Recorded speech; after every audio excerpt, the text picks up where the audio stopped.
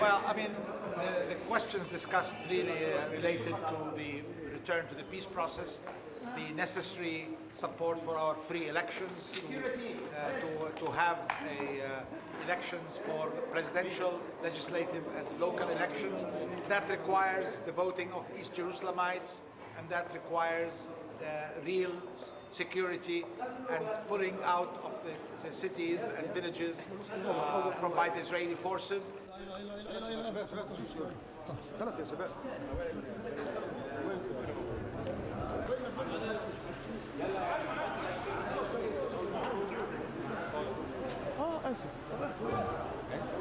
And including the peace process, the roadmap, whether the disengagement is a new bypass port, bypass road to kill the roadmap, or where it should be located, in what phase, the disengagement. In phase one, let's say that it's in part of the phase one, or in phase two, let's say it's part of phase two, or let's say that it is the end, then everybody can make his position accordingly.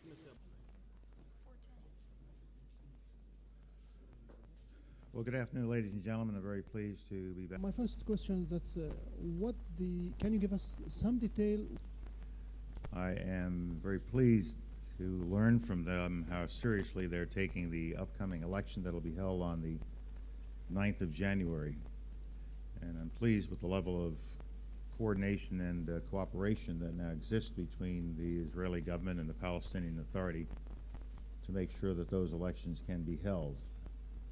The Israeli authorities said to me earlier that they will do everything that they can to permit freedom of movement and access for candidates as well as for voters on election day.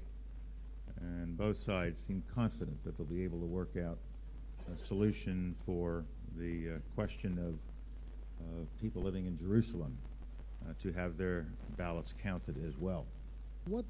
Can you give us some detail what is discussed with the Palestinian leader? The issue of security was discussed in both Jerusalem this morning and here in Jericho. In order for this process to move forward and for us to achieve our goals of a Palestinian state that will be living in peace side by side with Israel, we have to make sure that terrorists are not permitted to once again stop this process. And both sides understand the need for ending terror and ending the incitement to terror and providing security for people so that they can live safely in their homes, wherever those homes may be in this land. And so I thanked my Palestinian colleagues for their